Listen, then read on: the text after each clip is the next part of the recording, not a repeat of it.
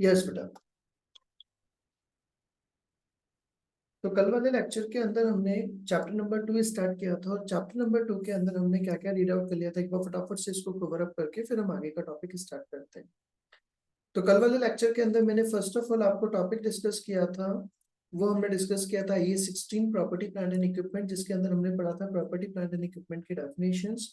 वो डेफिनेशंस क्या होती हैं, अभी कोई भी एसेट्स वगैरह हैं जो आप क्या करते हैं, अगर 1 ईयर से ज्यादा के लिए यूज करते हैं, प्रोडक्शन में, सप्लाई में, गुड्स वगैरह के लिए, सर्विसेज के लिए यूज करते हैं, या फिर रेंट पर्पस के लिए, एडमिनिस्ट्रेशन पर्पस के लिए, तो वो सब कुछ आपका प्रॉपर्टी प्लांट एंड इक्विपमेंट के डेफिनेशन में कवर अप होता है। देन आफ्टर इसके बाद में हमने डिस्कस किया था उसको हम रिकॉर्ड करेंगे या कब किया जाएगा रिकॉग्नाइज। तो कोई भी प्रॉपर्टी प्लांट एंड इक्विपमेंट है उसको हम बुक्स में रिकॉर्ड करते हैं एज एन एसेट, जब अगर it is probable that future economic benefits associated with the asset will flow to the entity। अगर आपको लगता है तो कि वो उस एसेट से आपको किसी भी तरह के फ्यूचर में इकोनॉमिक बेनिफिट्स अगर फ्लो होंगे तो हम उसको बुक्स में रिकॉर्ड करते हैं। The cost of the asset can be measured reliably. और अगर उस एसेट की कॉस्ट को अगर कैलकुलेट करना पॉसिबल अगर है तो फिर हम उसको रिकॉर्ड कर देते हैं। इसके बाद में फिर हमने नेक्स्ट टॉपिक डिस्कस किया था इनिशियल मेजरमेंट। और इनिशियल मेजरमेंट के अंदर हमने पढ़ा था भाई हम एसेट्स को जब स्टार्टिंग लेवल पर हमें बुक्स में रिकॉर्ड करना होता है तो वो हम उसकी कॉस्ट प्राइस पर रिकॉर्ड करते हैं। और कॉस्ट प्राइस के अंदर हम क्या क्या चीजें लेते हैं, तो फर्स्ट ऑफ ऑल हमने पढ़ा था उसकी जो भी बिजनेस प्लेस में लाने तक, वर्किंग कंडीशन में लाने तक जो भी आपके एक्सपेंसेस होते हैं वो सब कुछ लिए जाते हैं। देन आफ्टर इसके बाद में आप इनिशियल लेवल पर आपका जो भी खर्चा होता है include in the initial capital cost. आपका स्टार्टिंग में जो भी कैपिटल नेचर के आपके एक्सपेंसेस होते हैं लाइक साइट प्रिपरेशन का खर्चा, डिलीवरी कॉस्ट, इंस्टॉलेशन का खर्चा, बोरोविंग कॉस्ट, वो भी ले लिया जाता है। फिर थर्ड पॉइंट हमने डिस्कस किया था expenses item such as fuel, training, warranty cost. अगर आपका फ्यूल वगैरह का एक्सपेंसेस है, ट्रेनिंग का खर्चा है, वारंटी कॉस्ट, तो उसको हम बुक्स में कैपिटलाइज नहीं करके हम उसको कहाँ पर शो करते हैं, एज अ एक्सपेंसेस P&L में शो किया जाता है। देन इसके बाद में फोर्थ पॉइंट हमने पढ़ा था बेटा डिसमेंटलिंग कॉस्ट। डिसमेंटलिंग कॉस्ट मतलब आपका अगर फ्यूचर में अगर आपको एसेट को डिसमेंटल करना है तो उसका डिसमेंटल करने का जो भी प्रेजेंट वैल्यू उसको भी हम बुक्स में कैपिटलाइज कर दिया जाता है और उसका अनवाइंडिंग अप ऑफ डिस्काउंट कर दिया जाता है, उसके बराबर लायबिलिटी सेट ऑफ कर दी जाती है।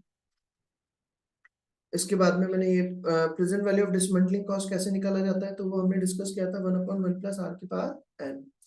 उसके बेसिस पे इलस्ट्रेशन नंबर 1 हमने डिस्कस कर लिया था और टेस्ट अंडरस्टैंडिंग नंबर 1 हमारा कवर अप हो गया। तो फर्स्ट ऑफ ऑल मुझे बताइए यहाँ तक कोई डाउट है क्या बेटा? यहाँ तक कोई डाउट नो है क्या? सर। No sir.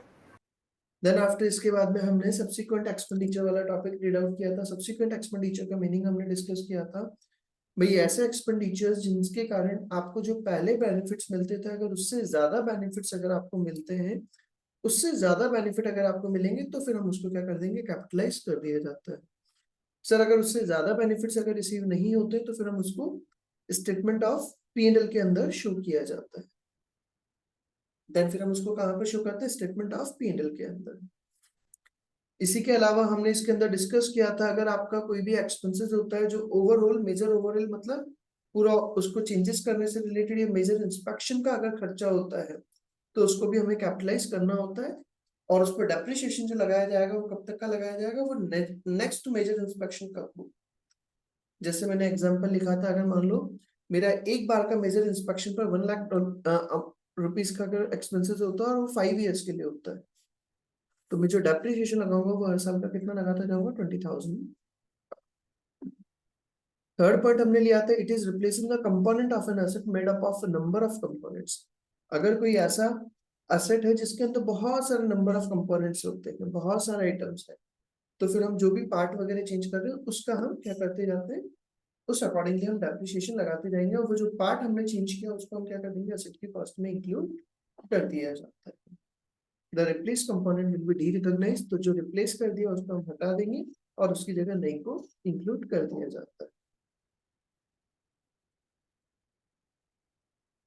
इसके बाद में ये हमने इलस्ट्रेशन नंबर 2, ये यहाँ तक का मैं ऑलरेडी कल आपको कवर अप करा चुका था, तो यहाँ तक के टॉपिक में कोई भी डाउट हो तो बोलिए बेटा। यहाँ तक कोई डाउट है क्या? No sir. नहीं है। चलिए इसी के बाद में फिर आज का हम फर्दर टॉपिक स्टार्ट करते हैं। नेक्स्ट टॉपिक हमारा दिया है डेप्रिसिएशन। अब सर डेप्रिसिएशन होता क्या है? बेसिकली सिंपल सा पॉइंट है, आप लोगों ने पहले भी पढ़ा हुआ है भाई। एसेट्स जो है, एसेट्स का जो भी डेप्रिशिएबल अमाउंट होता है उसको हम क्या कर देते हैं, सेग्रीगेट कर दिया जाता है, उसको डिवाइड कर दिया जाता है। मान लो सपोज मैंने 1 लाख की एसेट परचेस करा, उसकी लाइफ है 10 ईयर्स, तो हर साल का मैं डेप्रिसिएशन लगाता जाऊंगा 10,000 का, वही मेरा क्या कहलाएगा, डेप्रिसिएशन कहलाता है। तो depreciation is the systematic allocation of the depreciable amount of an assets over its useful life। जो भी आपकी यूजफुल लाइफ है उसका जो डेप्रिशिएबल अमाउंट है उसको हम सिस्टमेटिकली अलोकेट कर देते हैं, डिस्ट्रीब्यूट कर दिया जाता है, तो उसी को हम कहते हैं डेप्रिसिएशन। सर डेप्रिशिएबल अमाउंट मतलब उस एसेट की cost price is the cost of the asset और the amount other amount substituted for cost, या फिर कोई भी आपने कॉस्ट की जगह और कोई अमाउंट अगर सब्स्टिट्यूट किया है, मान लो जैसे आपने कंसिडरेशन वगैरह और कोई फॉर्म में पे किया है, बिल्डिंग परचेस करी उसके बदले में और कोई पेमेंट करा, तो वो भी ऑब्वियसली कॉस्ट में इंक्लूड किया जाएगा। Less it's residual value, residual value मतलब उसकी scrap value, scrap value minus कर देंगे तो आपका क्या आ जाएगा, डेप्रिशिएबल अमाउंट, और फिर उस पर हम क्या करते जाते हैं, डेप्रिसिएशन लगाते जाते हैं। Depreciation must be charge from the date that asset is available for use. Point ध्यान रखना बेटा, क्या लिखा हुआ है, डेप्रिसिएशन हमें कब से चार्ज करना होता है, जिस दिन वो असेट यूज करने के लिए अवेलेबल हो जाती है। फॉर एग्जाम्पल आपने घर में एसी परचेज किया और एसी परचेज करके लेकर के आ गए आप 1 जनवरी को, एसी परचेज करके आपने घर में ला करके रख दिया 1 जनवरी को, बट आपने उसको यूज नहीं किया, उसको यूज करा आपने आफ्टर 2 मंथ 1 मार्च से, तो सर वो ला करके तो रख दिया था, नहीं रख दिया था, अवेलेबल हो गया था, नहीं हो गया था वो यूज करने के लिए, आपने चलाया या नहीं चलाया उससे हमें कोई मतलब नहीं। जो डेप्रिसिएशन लगना स्टार्ट होगा वो कब से होगा, 1 जनवरी से। Is that clear? Third point, so depreciation must be charged from the date the asset is available for use, that is it is capable of operating in the manner intended by the management। मतलब वो जब से operate करने के लिए capable हो जाता है तभी से हम क्या कर देंगे, डेप्रिसिएशन चार्ज करना स्टार्ट कर देते हैं। This may be earlier than the date it is actually brought into use, वो जो एक्चुअल में यूज करने की डेट है उससे पहले भी हो सकता है। मान लो मैंने यूज करना स्टार्ट किया 1 मार्च को, बट मेरे पास अवेलेबल रखा था 1 जनवरी को, तो for example if staff need to be train to use it, मान लो हमें स्टाफ को ट्रेनिंग वगैरह देनी है, तो भाई हमने ला करके तो रख लिया लेकिन अभी तक यूज करना स्टार्ट नहीं किया, तब भी डेप्रिसिएशन तो जिस दिन आपके बिजनेस प्लेस में आ चुका है वहीं से डेप्रिसिएशन लगना स्टार्ट हो जाएगा। Depreciation is continue even if the asset is idle. Idle मतलब फालतू, आपकी एसेट अगर फालतू रखी हुई है, यूज नहीं आ रही है, तब भी डेप्रिसिएशन लगेगा। ये नहीं भी तो कि जब तक आपने यूज किया तब तक ही डेप्रिसिएशन लगेगा, ऐसा नहीं होता है। फिर आगे बोला हमें, the depreciation method should used should reflect as fairly as possible the pattern in which the asset economic benefits are consumed by the entity। मतलब कि डेप्रिसिएशन का हमें वो मेथड यूज करना चाहिए जो उनकी फेयर वैल्यू प्रेजेंट करे, proper depreciation, proper accounting present करे, प्रॉपर वैल्यू शो करे, वो मेथड हमें डेप्रिसिएशन का यूज करना चाहिए। पॉसिबल मेथड्स, डेप्रिसिएशन के मेथड्स कौन कौन से हैं? First one is straight line method, जो आप लोगों ने पढ़ा हुआ भी है। स्ट्रेट लाइन मेथड जिसके अंदर हम क्या होता है, डेप्रिसिएशन का अमाउंट एक जैसा रहता है, बार बार चेंज नहीं होता है। रिड्यूसिंग बैलेंस मेथड जिसके अंदर डेप्रिसिएशन का अमाउंट क्या होता जाता है बेटा, कम होता जाता है, हर साल हमारा जो ओपनिंग बैलेंस होता है उस पर हम डेप्रिसिएशन लगाते जाते हैं। Third one is machine hours method. Sir ये मशीन आवर्स मेथड क्या होता है, इसके अंदर हम क्या करते हैं, जो डेप्रिसिएशन लगाया जाता है वो किस बेसिस पे लगाया जाता है, आपने कितने आवर्स मशीन को यूज किया है। मशीन आवर मेथड वहां पर यूज किया जाता है जहां पर अगर मशीन की लाइफ आवर्स के अंदर डिवाइड होती है।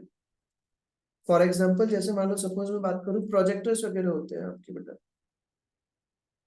तो जो प्रोजेक्टर्स वगैरह होते हैं उनके लेंस वगैरह जो होते हैं, प्रोजेक्टर के लेंस, उनकी एक लाइफ होती है particular,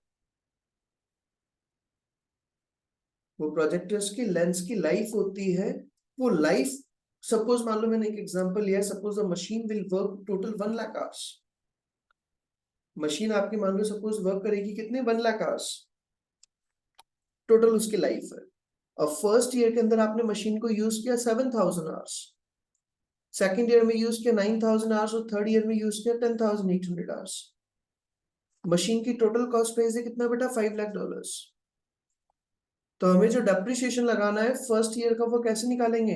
actual hours worked, actual कितने घंटे आपने काम किया, अपॉन टोटल आवर्स लाइफ, उसकी टोटल लाइफ कितनी है in hours, into depreciable amount of machine, उसकी मशीन का अमाउंट कितना है। तो जैसे हम बात करें यहाँ पर फर्स्ट ईयर के अंदर उन्होंने कितना यूज किया, 7000 आवर्स, तो 7000 आवर्स, उसकी टोटल लाइफ कितनी है 1 लाख आवर्स, तो 1 लाख इनटू डेप्रिशिएबल अमाउंट कितना है 5 लाख, तो 7000 अपॉन 1 लाख इंटू 5 लाख, तो कितना आ जाएगा 35,000।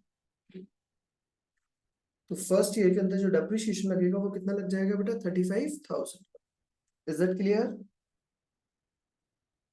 सेम प्रोसेस सेकंड ईयर के अंदर हो जाएगा बेटा 9,000 upon 1 lakh into 5 lakh 45,000। Same process third year के अंदर, थर्ड ईयर में कितने आवर्स यूज किया आपने 10,800 आवर्स, तो 10,800 hours upon 1 lakh into 5 lakh 54,000 hours. समझ में आ गया पॉइंट ये? Machine hours method. Yes, sir. चलिए इसी के बाद में फिर हम आगे आते हैं।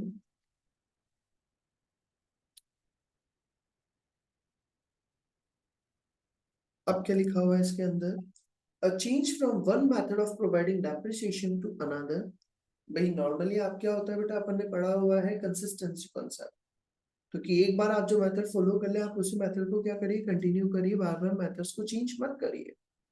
बट कुछ सिचुएशन में आप चेंजेस कर सकते हैं, कब कब क्या क्या रीजंस होंगे, तो उन्होंने बताया a change from one method of providing depreciation to another is permissible।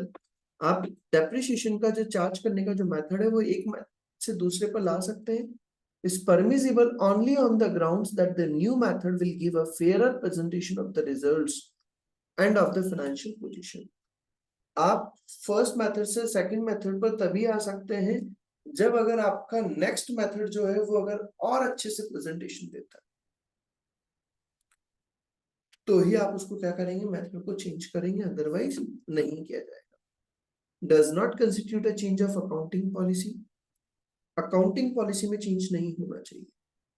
सो मतलब जैसे सपोज मैंने एग्जांपल लूं बेटा, टाटा ग्रुप है, अब टाटा ग्रुप का मान लो डिपार्टमेंट है, टाटा सॉल्ट भी है, टाटा पल्सेस भी है। अब टाटा सॉल्ट मान लो WDV मेथड यूज करता था और टाटा पल्सेस क्या करना चाहता है, SLM मेथड यूज करना चाहता है। और टाटा ग्रुप की जो पॉलिसी है वो पॉलिसी कौन सी है, WDV मेथड की। तो अकाउंटिंग पॉलिसी में चेंज आ जाएगा नहीं आ जाएगा? क्योंकि लास्ट में कंसोलिडेशन बनते हैं, तो कंसोलिडेशन के टाइम पर फिर डेप्रिसिएशन में वेरिएशंस आएंगे नहीं आएंगे बेटा?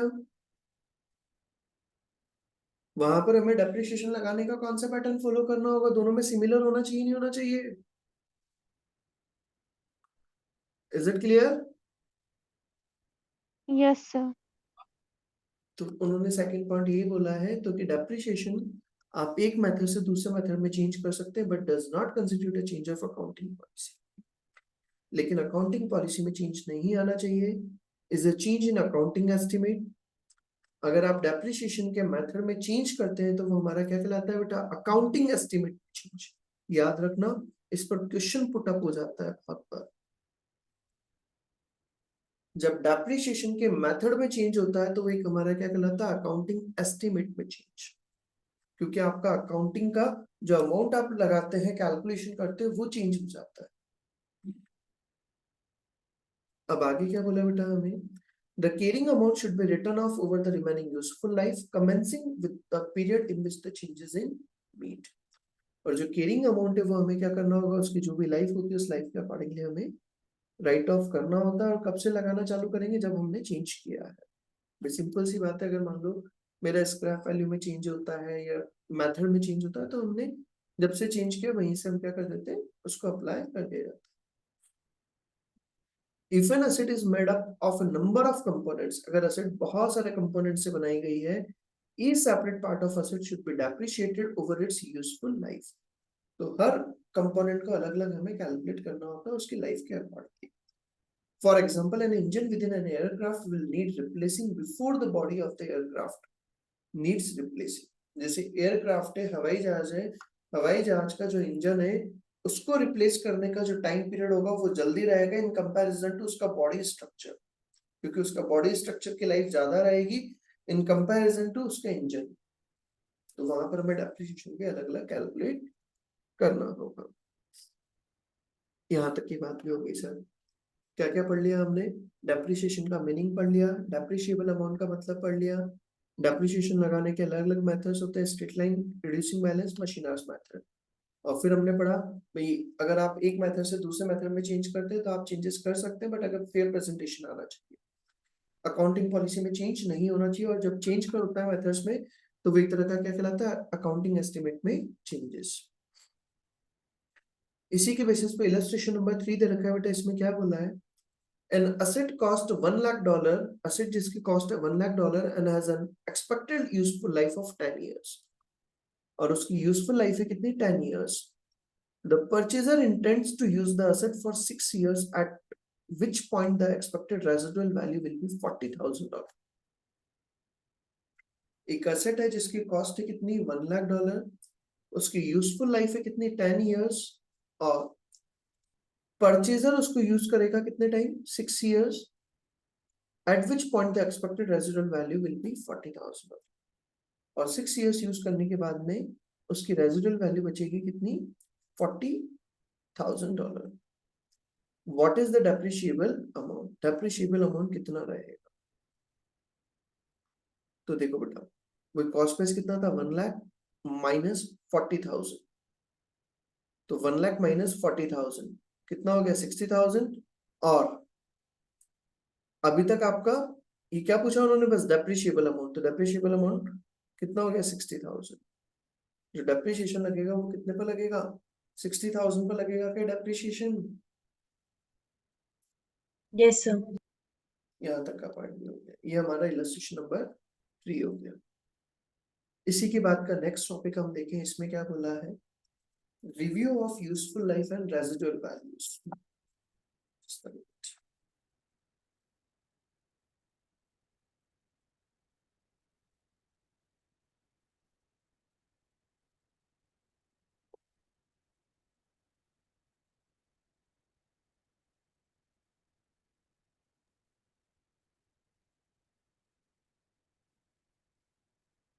हाँ बेटा, नेक्स्ट पॉइंट हमारा दिया है review of useful life and residual value.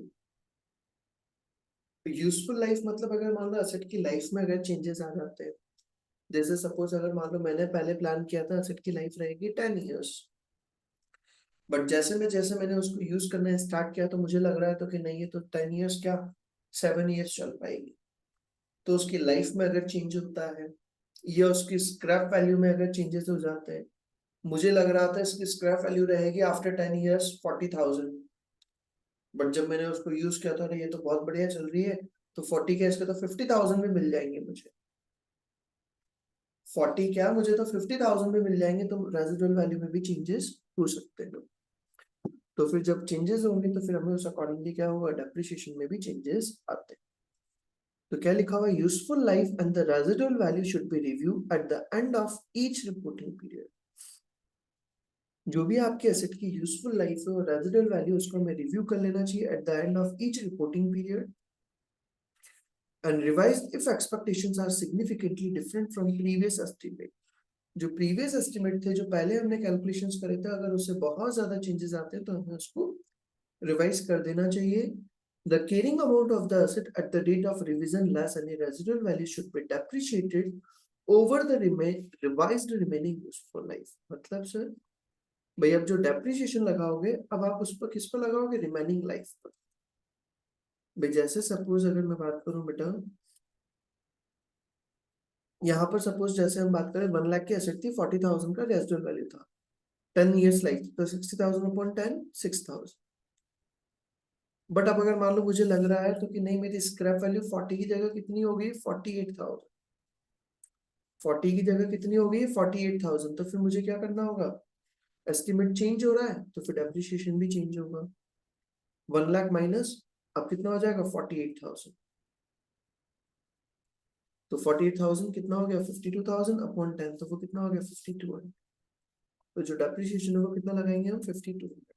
इसी तरह से अगर लाइफ में चेंज हो जाता है, सपोज मान लो लाइफ थी मशीन की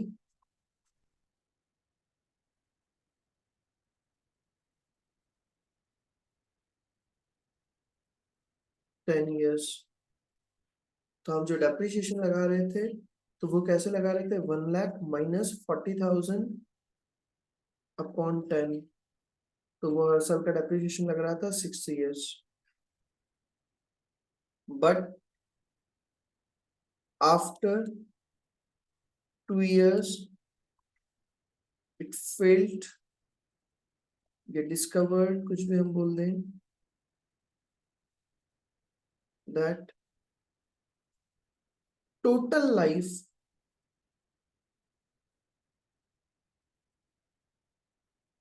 of machine is 7 years।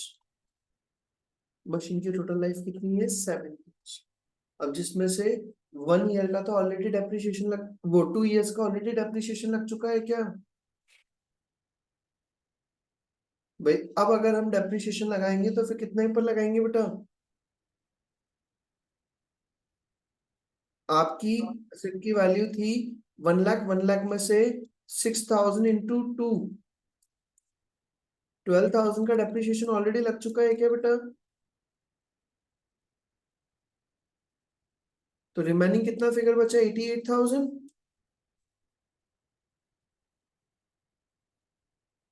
तो फिर अब जब डेप्रिसिएशन लगाओगे तो 88,000 माइनस 40,000 अपॉन लाइफ कितनी बची, 5 years। तो 88 माइनस 40 अपॉन 5, 48,000 अपॉन 5, जो भी आंसर आएगा वो हमारा डेप्रिसिएशन लगता है। आगे समझ में ये पॉइंट,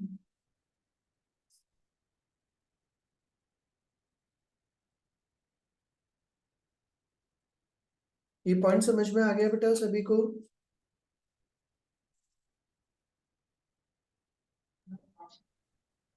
यस सर।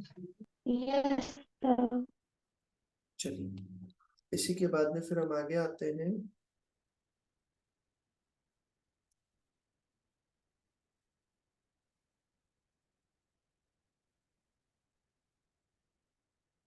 इसी की बेसिस पे इलस्ट्रेशन नंबर 4 दे रखा है, जो हमने टॉपिक पढ़ा है उसको देख लेते हैं। क्या बोला है इसके अंदर, an entity purchase an asset for $20,000 on 1 January 2013। Organisation ने क्या करी बेटा, एक एसेट परचेज करी है, और कब परचेज करी, 1 जनवरी 2013 को, कितने की, $20,000 की। स्ट्रेट लाइन डेप्रिसिएशन ऑफ $5,000 पर annum has been charge. Depreciation charge करा आपने कितना, स्ट्रेट लाइन मेथड से कितना, $5,000। Assuming a 4 year useful life with no residual value, और उसकी लाइफ कितनी है, 4 years, स्क्रैप वैल्यू कितना है, 0। On 1 January 2015, the annual review of the use assets life was undertaken 1 January 2015 को, after 2 years। क्योंकि हमने एसेट परचेज कब करी थी, 1 January 2013 को, जबकि रिव्यू कब किया हमने, 1 January 2015 को। आफ्टर 2 years हमने रिव्यू किया, and the remaining useful life for these assets was estimated to be 4 years।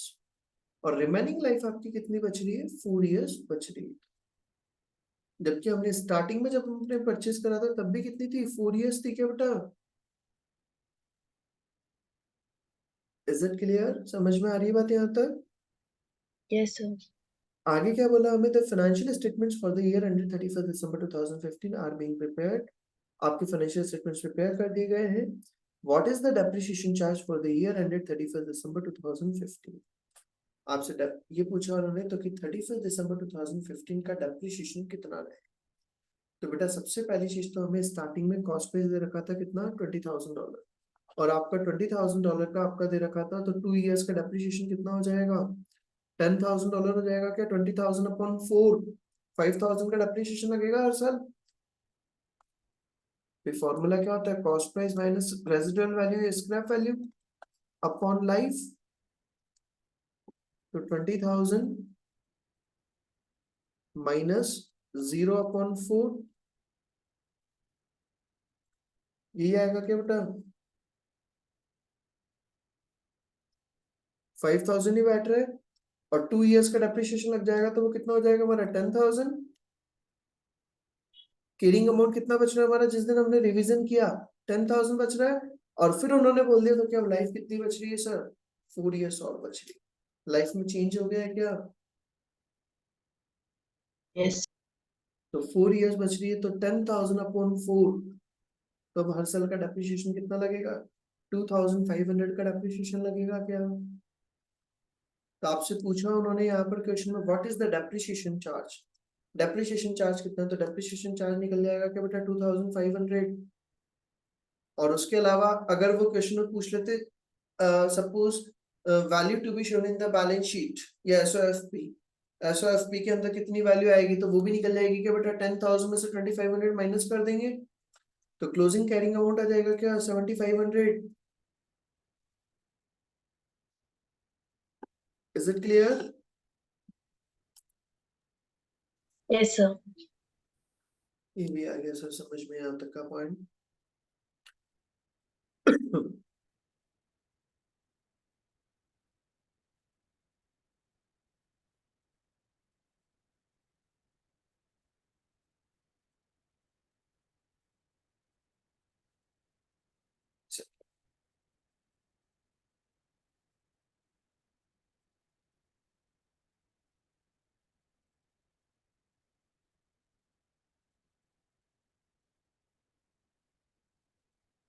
हाँ बेटा, यहाँ तक का पॉइंट हमारा हो गया है। अब इसके बाद में फिर हम आगे चलें। नेक्स्ट पॉइंट हमारा दिया है मेजर इंस्पेक्शन और ओवरऑल कॉस्ट। मेजर इंस्पेक्शन और ओवरऑल कॉस्ट, ये क्या बोलता है सर, मेजर इंस्पेक्शन और ओवरऑल कॉस्ट मीनिंग मैं ऑलरेडी समझा चुका हूँ। जब अगर मान लो कई एसेट्स ऐसी होती है जिसमें आपको हर 2 ईयर में, 3 ईयर में, 5 ईयर्स में क्या कराना पड़ता है, मेजर इंस्पेक्शन कराना, या फिर आपका ओवरऑल मतलब कोई मशीन वगैरह उसका पूरा बड़ा चेंजेस अगर होता है, मेजर चेंजेस होता है, तो अगर इस तरह के अगर कोई एक्सपेंसेस होंगे तो फिर उसको हम क्या करेंगे, कैपिटलाइज करेंगे। बट अगर नॉर्मल रिपेयर वगैरह का अगर एक्सपेंसेस होगा तो फिर वो हमारा पीएनएल में जाएगा। तो inspection and overhaul cost are generally expense as they are incurred. भाई इंस्पेक्शन और ओवरऑल का नॉर्मल वाला जो होता है उसको हम क्या करते हैं, पीएनएल में शो करते हैं। They are however capitalized as non-current assets to the extent they will satisfy the IAS 16 rules for separate components। लेकिन अगर वो IAS 16 के रूल्स को अगर फॉलो कर देते हैं, मतलब कंप्लीट कर देते हैं, तो फिर उसको हम कैपिटलाइज कर देते हैं कुछ कंडीशंस में। Where this is the case, they are depreciated over their useful lives। तो फिर उस सिचुएशन में हम क्या करते हैं, उस पर डेप्रिसिएशन लगाते हैं उसकी यूजफुल लाइफ के अकॉर्डिंगली, उसकी जो लाइफ है, until the next inspection or overhaul is due।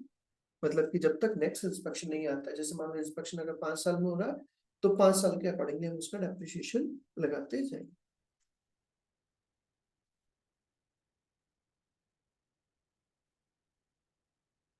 इसका हम इलस्ट्रेशन नंबर 1 ये 5 देखते हैं बेटा, इसमें क्या बोला है उसी पॉइंट पे समझाया है।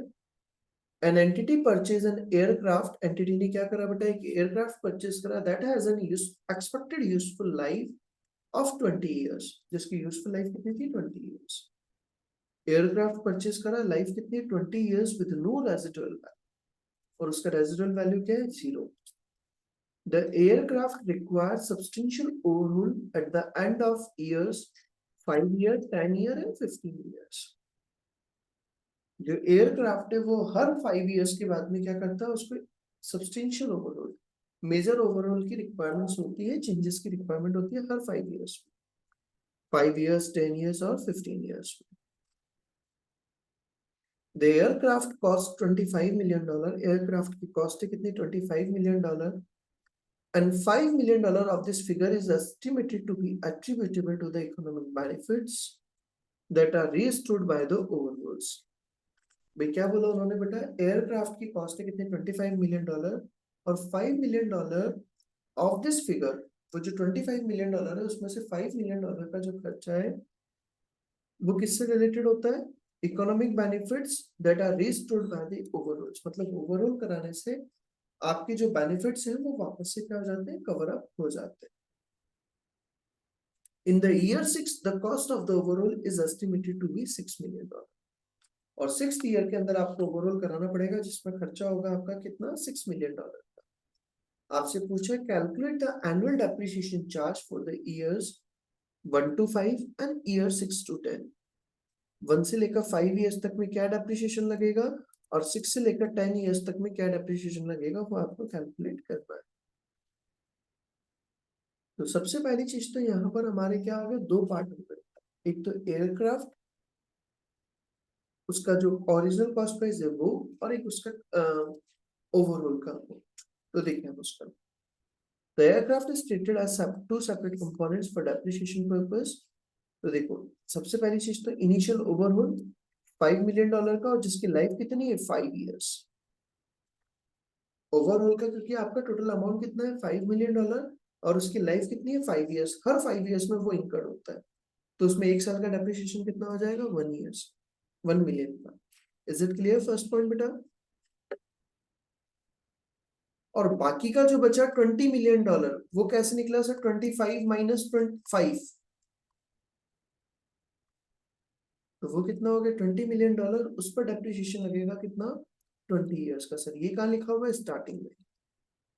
उसकी लाइफ कितनी है 20 इयर्स एयरक्राफ्ट की।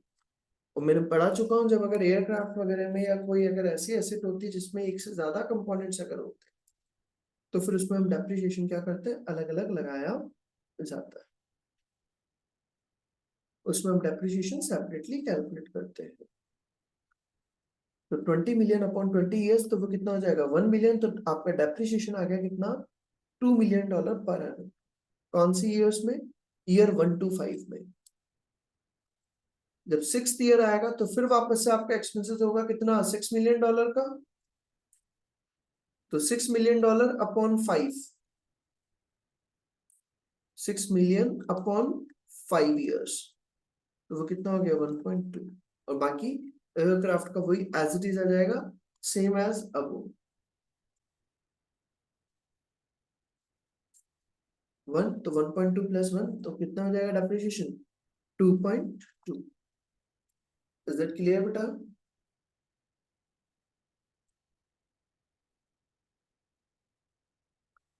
यहाँ तक का पॉइंट क्लियर है सभी को? Yes, sir. Yes, कहीं किसी को भी अगर क्लियर नहीं हो तो बोले बेटा। सर ये एक और बार एक्सप्लेन कर दो। मैं सिंपल सा पॉइंट में ये बोल रहा हूँ यहाँ पर, हमारा जो हमने एयरक्राफ्ट परचेज करा था उसकी लाइफ थी टोटल 20 इयर्स, जिसका कोई स्क्रैप वैल्यू नहीं था। एयरक्राफ्ट में उन्होंने बोला तो कि हमें हर 5 इयर्स में उसमें क्या कराना पड़ता है, मेजर ओवरऑल होता है, मेजर चेंजेस होते हैं, ताकि वो उसका मेंटेनेंस बना रहे। एयरक्राफ्ट की टोटल कॉस्ट बता दी 25 मिलियन, जिसमें $5 million का आपका खर्चा किससे रिलेटेड है, ओवरऑल से रिलेटेड। तो एयरक्राफ्ट का अमाउंट कितना हो गया 20 मिलियन। $25 million टोटल है, जिसमें $5 million ओवरऑल से रिलेटेड है, तो बाकी का बचा कितना, 20 मिलियन, वो आपका हो जाएगा एयरक्राफ्ट का। सर हाँ बोलिए। वो $5 million जो है वो तो एक्सपेंस थोड़ी है ना, वो तो इकोनॉमिक बेनिफिट है ना। इकोनॉमिक बेनिफिट्स को रीस्टोर कर देगा बाय द ओवरऑल, लिखा हुआ है ना बेटा, economic benefits that are restored by the overhaul. इसका मतलब मुझे समझ नहीं आया, अच्छे से क्लियर नहीं हुआ। इसका मतलब ये है भाई, तो कि आपको जो बेनिफिट्स मिलते हैं वो वापस से क्या हो जाएंगे, रीस्टोर कर दिए जाएंगे, वापस से आ जाएंगे भाई। वरना क्या होती जा रही है, उसकी वैल्यू धीरे धीरे कम होती जाएगी। और जैसे आप 5 साल बाद में वापस से उसकी मशीन्स वगैरह में चेंजेस कर दोगे, बड़ी नई मशीन वगैरह करवा दोगे, तो जैसी पहले पोजीशन थी वैसी की वैसी उसमें कैपेसिटी आ जाएगी। ये बोलना चाह रहा है, पहले जैसी कैपेसिटी आ जाएगी उसमें वापस, जो बिल्कुल मतलब फ्रेश। जैसे आपकी गाड़ी फ्रेश गाड़ी होती है, बिल्कुल न्यू व्हीकल होता है, तो उसमें पिकअप कैपेसिटी होती नहीं होती बेटा, अच्छी वाली। और जैसे जैसे वो पुरानी होती जाती है तो उसकी वैल्यू थोड़ी सी कम होती जाती है, कैपेसिटी थोड़ी लो होती जाती है। वैसे यहाँ पे बोल रहा है वो हर 5 इयर्स में आप जैसे ही ओवरऑल का अगर अमाउंट कर देंगे, तो वापस से वो जो बेनिफिट्स मिलते थे, जो कैपेसिटी थी, वो वापस से क्या हो जाएगी, रीस्टोर हो जाएगी। तो हमने इसको ओवरऑल का कॉस्ट क्यों माना है? नीचे लिखा है ना overhaul cost is estimated to be 6 million, तो वो हर 5 साल में जब इंस्पेक्शन होगा तो 6 मिलियन ही लगेगा ना। तो हमने नहीं, ये 5 मिलियन को क्यों लिया है? 1 से लेकर 5 ईयर में तो 5 मिलियन लगेगा, फिर इन द ईयर 6 लिखा हुआ है बेटा उन्होंने। In the year 6, 6th year में जब आप कराएंगे तो वहां पर आपका $6 मिलियन का खर्चा होगा 6th ईयर में, आफ्टर 5 इयर्स। अभी तो $5 मिलियन का होगा। अभी जो है 1 से 5 ईयर्स तक के में तो आपका कितना है $5 मिलियन, और फिर 6 से 10 ईयर्स के में होगा कितना $6 मिलियन। ये बोला है बेटा उन्होंने इन द ईयर 6। क्लियर है? ओके। किसी को डाउट है बेटा और कोई? तो यहां तक का मेरा सेकंड टॉपिक कंप्लीट हो गया है। इसी के बाद में फिर हमारा नेक्स्ट टॉपिक आता है revaluation of non current assets. अब सर ये क्या होता है revaluation of non current assets? ये टॉपिक भी हमने एफए के अंदर रीड आउट किया है। भाई हमें असेट्स को क्या करना होता है रिवैल्यूएशन करना होता है, ताकि उसकी हमें उसकी फेयर वैल्यू पता चल सके, मार्केट में क्या वैल्यू उसकी चल। तो क्या बोला है बेटा इसके अंदर, IAS 16 allow a choice of accounting treatment for property plant and equipment. IAS 16 जो है वो क्या करता है, आपको चॉइस देता है प्रॉपर्टी प्लांट एंड इक्विपमेंट का। आप या तो कॉस्ट मॉडल फॉलो कर सकते हैं या फिर आप रिवैल्यूएशन मॉडल फॉलो कर सकते हैं। कॉस्ट मॉडल क्या होता है, जो नॉर्मल आप लोगों ने 11th-12th में पढ़ा हुआ है। असेट की कॉस्ट लिया, उसमें से डेप्रिसिएशन माइनस कर देंगे, तो वो जो अमाउंट आता है उसको हम क्या कहते हैं कैरिंग अमाउंट।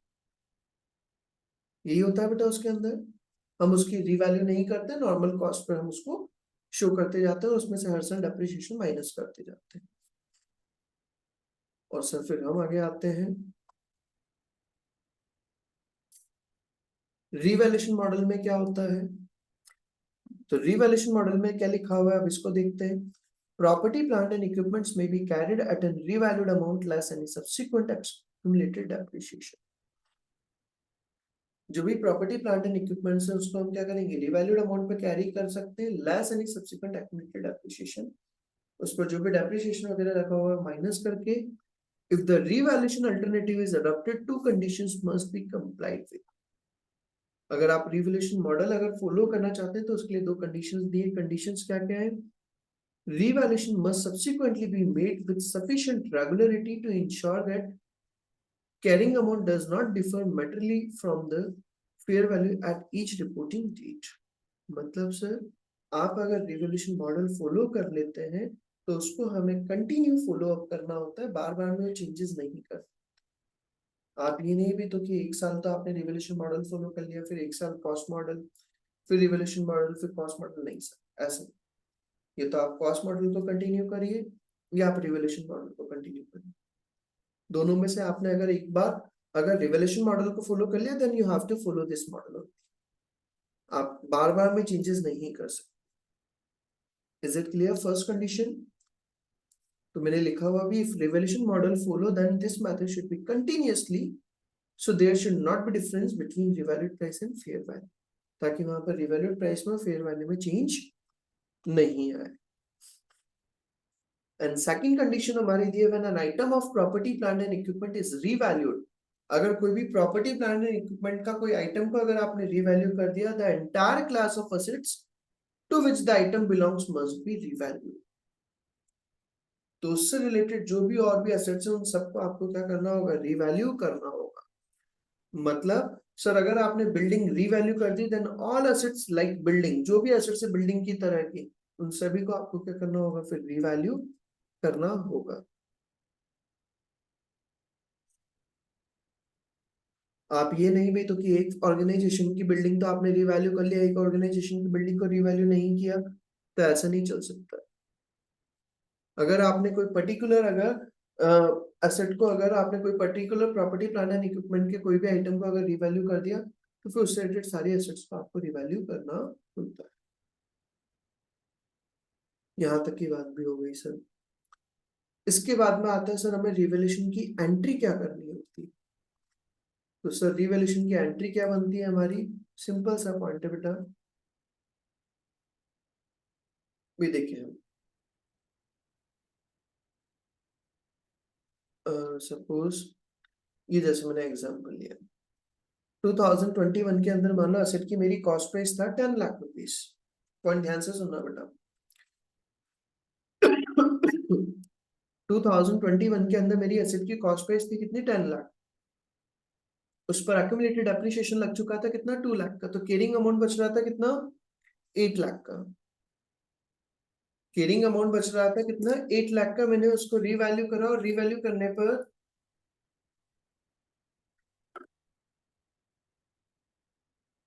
रीवैल्यू करने पर उसका प्राइस आ रहा है बेटा 13 लाख। 8 लाख उसका केयरिंग अमाउंट था जब हमने रिवैल्यूएशन करा, तो रिवैल्यूएशन करने पर उसका फिगर आ रहा है कितना, 13 lakh.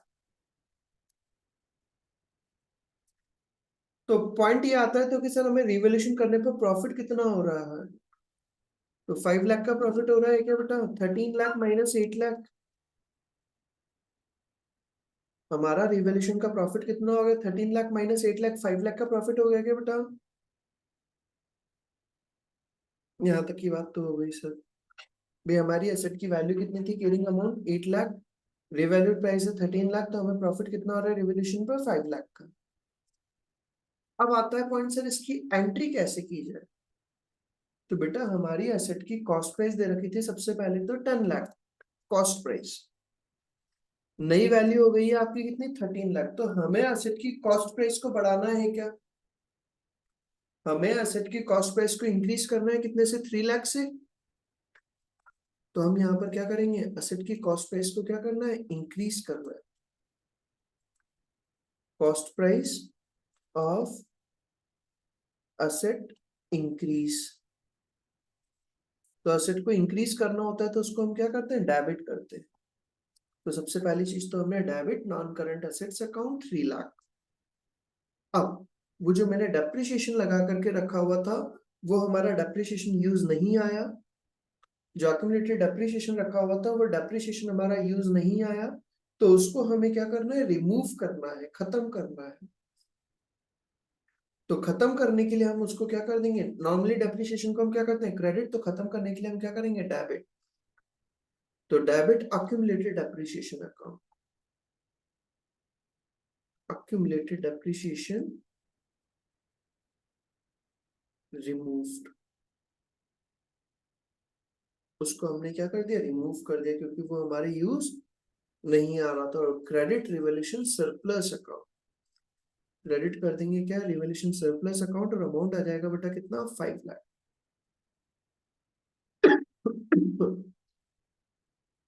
Credit revolution surplus account और अमाउंट आ जाएगा कितना, 5 लाख। सर ये 5 लाख क्यों आया, क्योंकि बेटा आपका टोटल रिवॉल्यूशन पर प्रॉफिट कितना हुआ था, 5 लाख का। वही पॉइंट को इन्होंने यहाँ पर पूरा समझाया है। तो जब आपको रिवॉल्यूशन का करना होता है तो सबसे पहले उन्होंने क्या बोला, restate asset cost to the new valuation, आप जो एसेट की कॉस्ट है उसको नए वैल्यूएशन पर रीस्टेट करिए। Second point, eliminate any existing accumulated depreciation, आप जो भी एग्जिस्टिंग डेप्रिसिएशन है उसको एलिमिनेट कर दीजिए। And third point, show the total increase in the other comprehensive income at the foot of the statement of P&L, मतलब कि वो जो भी आपका रिवॉल्यूशन सरप्लस जो भी प्रॉफिट है वो आपका आ जाएगा, वो कहां पर शो करेंगे, अदर कॉम्प्रिहेंसिव इनकम के अंदर। तो एंट्री क्या बन जाएगी, debit non current assets account, debit accumulated depreciation account, और credit other comprehensive income account, ये रिवॉल्यूशन सरप्लस अकाउंट। ये मेरा यहाँ तक का पॉइंट हो गया है। यहाँ तक का पॉइंट क्लियर है बेटा, yes sir. Revolution of non current assets का पार्ट का यहाँ तक का मैंने बता दिया। इसके आगे का कल बताता हूँ मैं फिर। इसको यहाँ तक का आज आप कंप्लीट कर लीजिए, यहाँ तक का पॉइंट हमने आज डिस्कस कर लिया है। इसके आगे का recognising revolution gain and losses, क्योंकि इसके बाद का फिर एक क्वेश्चन भी दे रखा है, वो क्वेश्चन भी समझाना पड़ेगा, तब जाकर के वो चीज क्लियर हो पाएगी। तो उस पॉइंट को मैं कल डिस्कस करता हूँ ताकि कल हमारा ये पॉइंट कवर अप भी हो जाएगा। ठीक है बेटा, यहाँ तक का आज आप कंप्लीट करिए, बाकी का हम कल कवर अप करते हैं। कल वही 8 o'clock पर मेरी क्लास है, सेम टाइम पर। Is it clear? Yes sir. चलिए बाकी का हम कल करते हैं। ओके बेटा, thank you everyone. Thank you sir. Thank you, sir. Welcome बेटा।